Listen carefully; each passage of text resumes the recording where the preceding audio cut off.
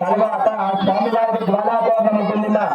జ్వాలాపౌర్ణంలో ప్రతి ఒక్కరు కూడా అటు ఇటుగా తిరిగేసి పరమేశ్వర దర్శనం చేసుకుంటే ఎటువంటి సరే దేశమున్నా సరే పోతుంది కాదు. జ్వాలాపౌర్ణ దర్శనం చేసుకోండి. అందరూ కూడా ఇక్కడికి వచ్చిన తర్వాత జ్వాలాపౌర్ణ దర్శనం చేసుకోండి.